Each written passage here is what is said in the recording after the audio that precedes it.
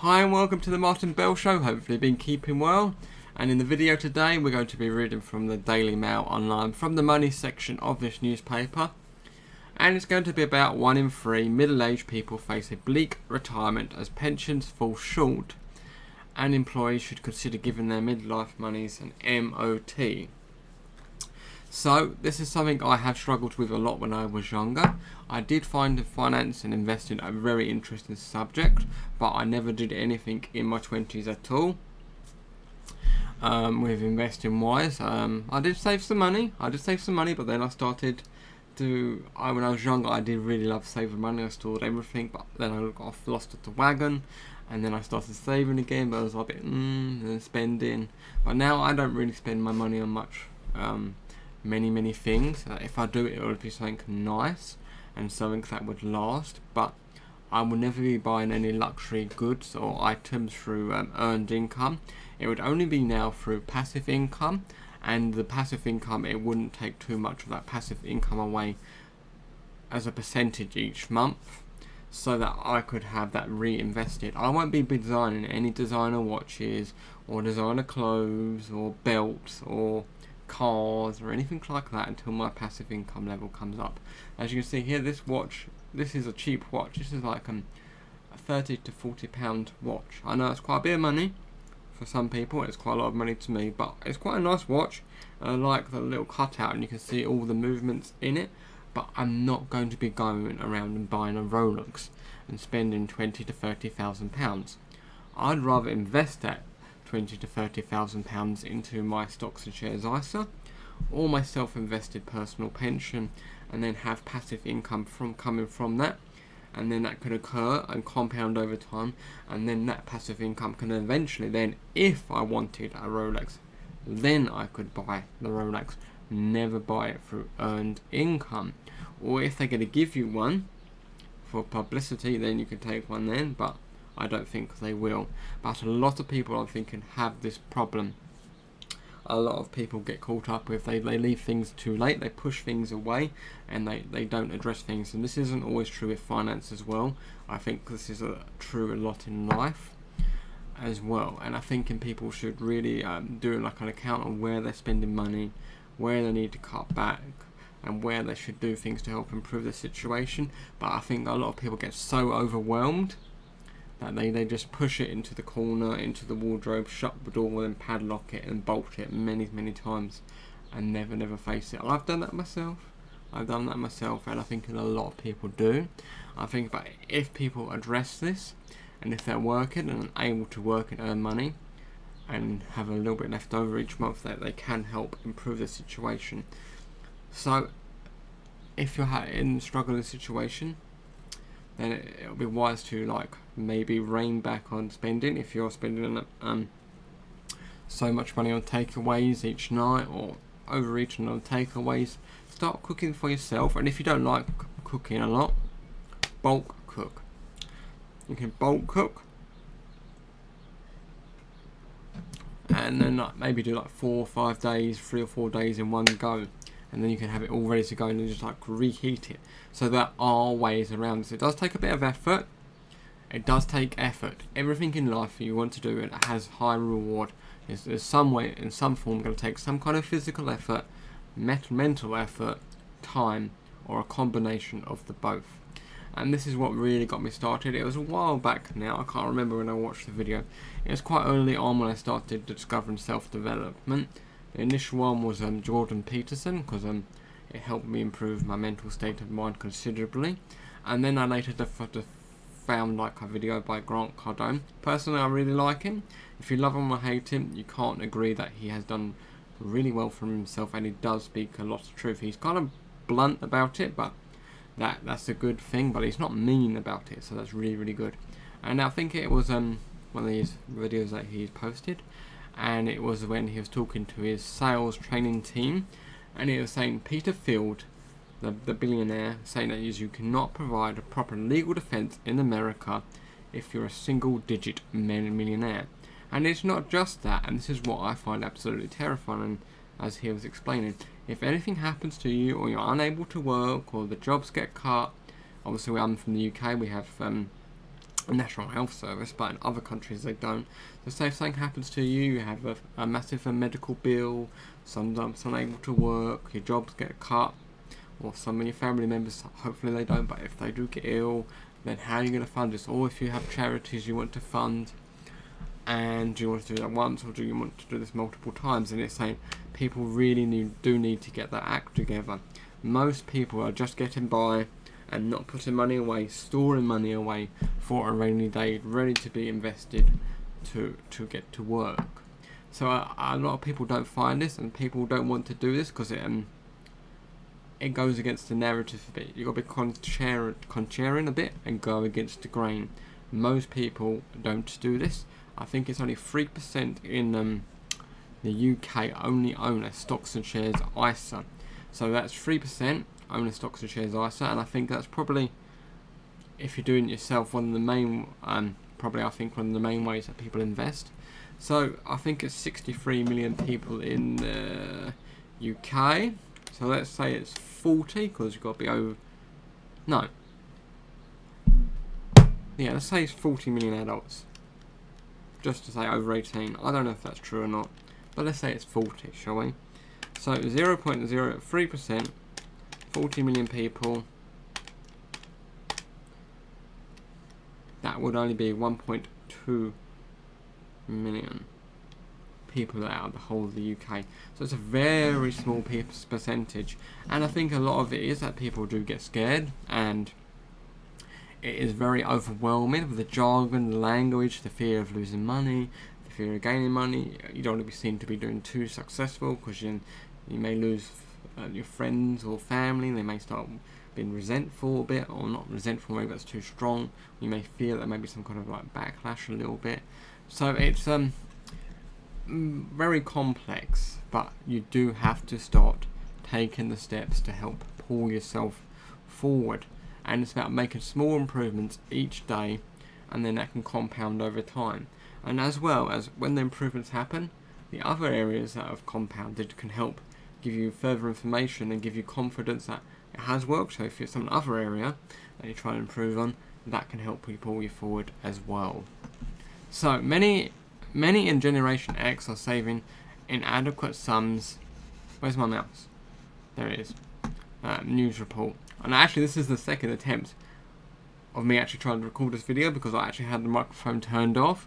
So I've lost one video that I recorded earlier, but that's okay. It was okay, but at least it's fixed now. But just before I let you know. So around 30% will achieve only a minimum standard of living in retirement. So everyone's going to hit retirement age. It's really sadly not everyone does hit retirement age, which is really sad. But let's just assume if everyone did hit retirement age. So 30% times 63 million, let's say it's in the UK. So that's 18, let's call it 19 million people. So 19, let's say 63 minus 19. So that's 44 million people that won't have an inadequate funds through pensions, investments or have enough cash or equity to fund the retired minimum amount of life. So you will have to give something up today, now, for something better in the future. This does mean maybe if you go out drinking every weekend or regularly, or if you smoke considerably, work on reducing, and I would say cut alcohol out completely. I have cut. I've never been a massive drinker. I have drunk quite a bit when I was younger. I never got drunk too often, but drinking too much is really bad for you physically, mentally, and it also drains your wallet. It's really bad for your physical health, and as you only live once, you don't want to make your body unwell. As well as it costs you more. Say if I buy a unit in an ETF that costs £5, let's say if a glass of wine costs £5, if I give up that glass of wine, I can have a unit in that ETF, and that's going to give me passive income each month. It's not going to be that much. People will say, yeah, maybe a couple of pence, but you do that hundreds of times, thousands of times, and that compounds from the last time, all the units, it does add up over time. That ball does really roll nearer once it starts to roll. Some 60% of those defined contributions. I'm just turning up my brightness of my thing.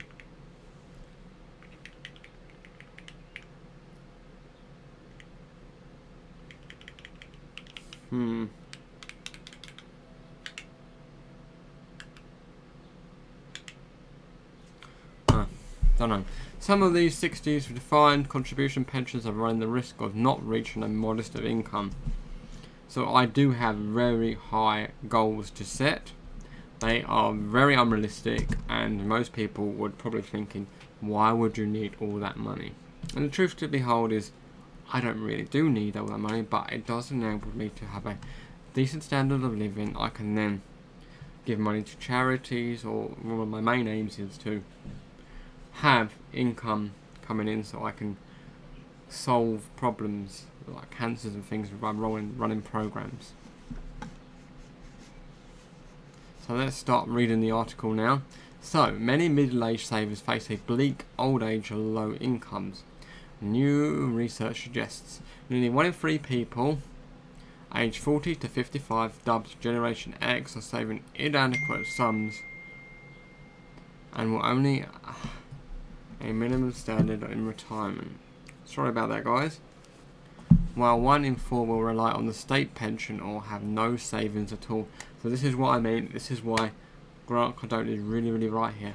Most people do not have the adequate funds to protect themselves from a disaster or something that happens to them when they're unable to work or have more income coming in. Or if they want to improve their life and they want to have a decent standard of living and a decent retirement, you do have to give up something now for something better in the future. Some, and I do hear that quite a lot actually. It's like the YOLO or the FOMO. It's like, I only live once. It's like, I might be dead tomorrow. Kind of argument I get quite a bit. And it's like, that could be true, that is possible. There could be a solar flare and we could all be dead in 8 minutes after watching this video, but it's not likely. It could happen, but you'll thank your future self if you give something up now. You will not be begrudged your past self for giving something up. You will not begrudge yourself for giving you something else up in the past for something better in the future. And then you can drive like nice cars. If you want to buy nice watches, you can, or relax, go on holidays, then you have no stress and you can actually enjoy life and not just work to live. And then you can work because you want to work. Some 60, and you're also a lot happier in the mind, physically, mentally as well. Things are getting better for you. But this does not happen overnight. This is not an overnight thing. This does take a lot of effort and a lot of struggles, because you do have to change mindsets as well, and that's not always an easy thing to do. Some 60% of people in the age group with defined contribution pensions are running the risk of not reaching a modest income in retirement. According to research by International Longevity Centre carried out by Stanford Life, middle-aged savers missed out on an auto-enrollment in their early careers have weathered 2 financial crises, when some will have faced periods of unemployment in the middle of their working lives. Final salary pensions, which used to provide a relatively generous and guaranteed income in old age. Personally, for me, I would want to take an annuity on a very large sum of my portfolio, because when you snuff it, it goes with you. So the sicker you are, the more money you're going to get from an annuity, and you won't be able to pass that on to your loved ones, family, children, or your loved one, your other half, friends, charity, community. You can't pass it on. Once you go, it goes with you. so it's not yours anymore. So if I did ever take an annuity, it would only be on like a very fractional amount, just so if the worst is to happen, I know at least I'd be okay. But then again, I would want to have more cash if I could, to bide my time till like the market recovers more, and then I could weather it out and then not have to sell out my position. So, final salary pensions, which used to provide a relative, I've just read that. The state pension is currently worth $9,300 a year for those who have a full national insurance record. The ILC definitions of what savings are adequate to give people a minimum or higher standard of living or below. Right, the current auto-enrollment minimum going into pension is 8% of earnings between £6,240 and £50,270 a year, made up of a worker and employer contributions and the government top-ups. The ILC found some 44% of people aged 40 to 55 with defined contribution pensions have a gap of at least 10 years in their contribution, raising to 48% for women. More than a quarter, or 28%, will mostly or solely rely on state pensions to fund their retirement. So you'll totally rely on big daddy government. So if anything happens, or if they ever have to cut their pensions, your standard of living will go down. And this is the reason why I don't want to be dependent on the government. I'd rather have my own freedom and choices. This does mean I'm going to have to be responsible, and you're going to have to give up some things and not do things now or in the past that you have done for something better in the future, unless you're earning considerable sums of money. But then again, there's something called lifestyle inflation creep, which means that if you earn considerably more, the standard of living or standard of cost of living will go up. So you'll just be in the same position, but you just have a bigger number. You might as well just give up something now for something better in the future if you can, or work to yourself to a situation where you can actually start to do that, or start paying down bad debt, consumer debt. So like buying flat screen TVs and things like that. That is bad debt. So more than a quarter, or 28%, will mostly or solely rely on the state pension. Only 7% are saving enough, defined as 21.3% of salary. So only 7% are saving enough. So this doesn't mean like they're going beyond enough. This is just enough, 7%. So let's figure that out, shall we? 7%, should we call it 64 million? If everyone made it to the 64 million. So that's only 448,000 people. If you don't find that terrifying, that to me is terrifying. And this is what that video really woke me up and got my eyes bing. That I really do need to get my act together more and really narrow it down. Give up all these really bad habits, which I'll be making in another video, and just store cash and invest and put it away to be used in a later date, and then enjoy life later when I have more passive income. So meanwhile, some 23% expect to have other sources of wealth generate income in retirement. More than half of these groups said that they would have one of the foreign assets later on in life. 26% have other savings and investments, which is very, very good. 25% expect an inheritance. I don't think you should expect anything, and you shouldn't put yourself in a situation where you could be it could not happen in terms of that.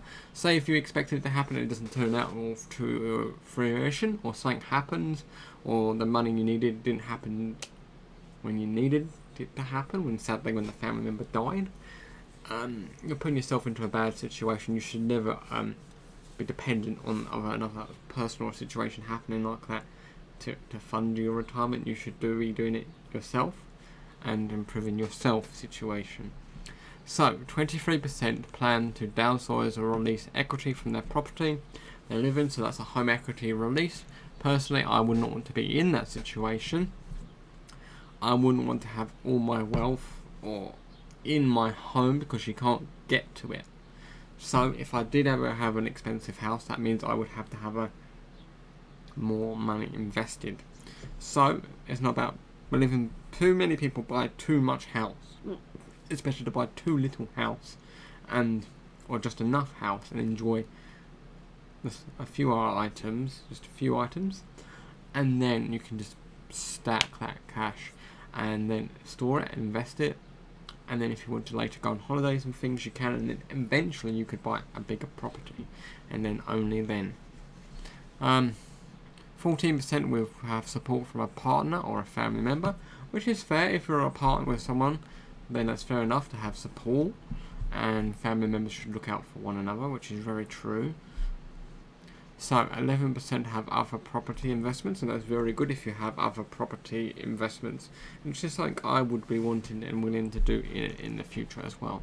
So the ILC surveyed more than 6,000 people aged 40 to 55 last summer, and the figures were weighted to be representative of all UK adults in this age group. Their organisation suggested several ways to improve the outlook for middle-aged people in retirement, aside from simply urging them to save more on their own, which is saying you should take full responsibility for your financial well-being. These include increase the minimum pension contributions, and I do put more than the minimum contribution in my SIP, because you do get the tax breaks from. In the UK, you get, I think it's 20 or 25%, whatever you put in. You can put up to 40 grand in. I can't put that full amount in because I don't even earn that much. But you can.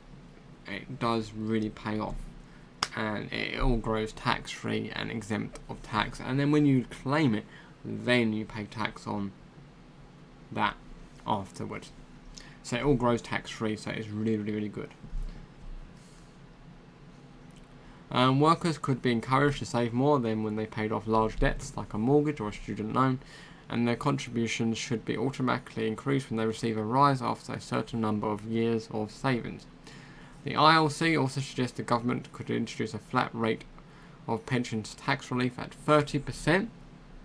As I'm a lower taxpayer, I would like a 30%, but I don't think it's also fair for the upper taxpayers not to have their second chunk that they can claim back.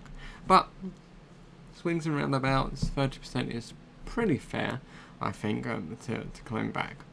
The government is reportedly considering this again, but the idea is controversial because although it would boost the contributions of lower earners, it would reduce top-ups to the better paid and break the principle that everyone pays into a pension for untaxed income. True. So this is enough to. So the minimum contribution under enrolment total 8%. Minimum standard of living. This is enough to cover basic living costs, but not enough for individuals to have financial security, flexibility to do anything that they may want to do. So this is just basically your 4 walls, food, water, heating, transport. That is it.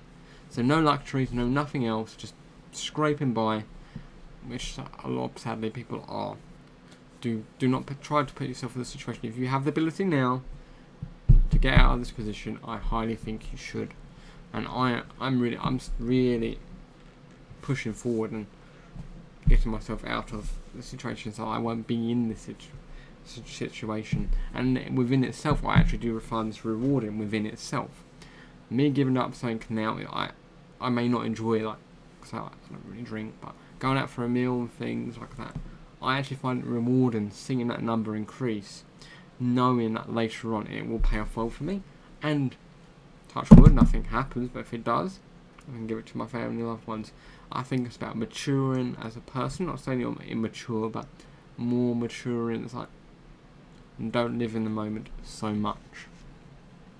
Modest standard of living. Between the minimum and moderate standard of living, the contribution level estimated necessary to achieve this is 16%. So that's a modest standard. So a moderate standard of living provides some level of freedom and resilience to the shocks, which is something you want to protect yourself from, and you want to have a good and enjoyable life, and that's what I want for myself and my family members, friends and loved ones. So, Sophia Demetrius, researcher at the ILC and author of the report Slipping Between the Cracks, says there is still time to support the retirement prospects of Generation X and alter their current trajectory. But for the oldest member of this generation, retirement is just over a decade. We'll need to act fast. So this is what I mean. If you start now and you're young, it's a lot easier now than if you leave it to later on in life. And it compounds more over time without having to take as much risk, or you can take lower risk. So, the majority of people with DC pension savers are chronically undersaving, and with many Gen Xers too overwhelmed with their priorities like caring responsibilities and additional pressures from the pandemic, it is vital that the government builds up successful auto-enrollment support to reach an adequate retirement. So, this could mean taking on a double shift, taking on extra shifts at work. If this is possible, maybe finding a second job, maybe find ways to cut bills or cut things down, house hacking, any ways to cut back expenses and increase income, or get a higher paid job if you can. But initially, maybe take on more extra hours if you can. So, with many Gen Xers facing often temporary financial pressures, the most effective solution will offer some flexibility and tap into moments when people have a bit more money. In the meantime, we urge Gen Xers to play their part by trying to capitalise on the moments where they can afford to save more, such as the following: a pay rise or a decrease in the mortgage payments to increase their pension contributions. Andy Curran, Chief Executive of Standard Life, says many Gen Xers don't have adequate pension savings in place and sadly face financial vulnerability in retirement. Many entered the job market too late to take full advantage of final salary pensions, and yet too early to enjoy the full benefits of incentives like auto-enrollment, and their retirement income will be stretched as a result. To address this, we would encourage employees to consider midlife as MOTs to help people take stock of their financials and plan for a better future. So at the same time, we also urge Gen Xers to regularly review their annual spending. I.e., do you need to be spending all that money? Can you cut back? And engage with their finances as early as possible to gain a better understanding of what they need in the future. How to sort out your pension if you fear it's falling short. Right, if you're worried about your pension, whether you'll have enough, read a full 10-step guide to sorting it out here. And we may actually do that in another video. So, to get started, investigate your existing pensions. Broadly speaking, you need to ask the schemes the following: the current fund value, the current transfer value, because there might be a penalty to move it, whether the pension is a final salary defined contribution scheme. Okay, so you should add the forecast figures to what you anticipate to get in the state pension, which is currently £180 a week, or around just under 10 grand a year if you qualify for a full New Year rate.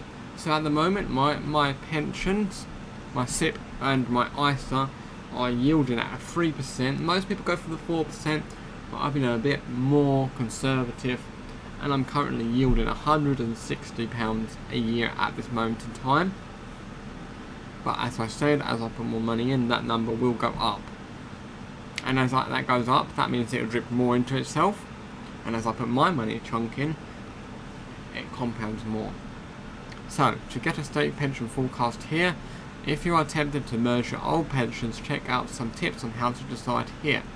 If you have lost track of old pensions, the government's free tracing services here. Take care if you do on the line for pensions tracing services. Many companies use similar names, will pop up in the search results. So they could be like a phishing or like a scammy one, so be careful of fraud. If you're in your 20s, you have a special pension guide here. And yeah, so that's quite interesting. So hopefully you found this video useful and informative. I really enjoyed this video, so hopefully you have too. If you have, smash that like button so I know that you've liked it. hitting the subscribe button gets you notified when I next release a video. And take care, and goodbye, and see you all soon.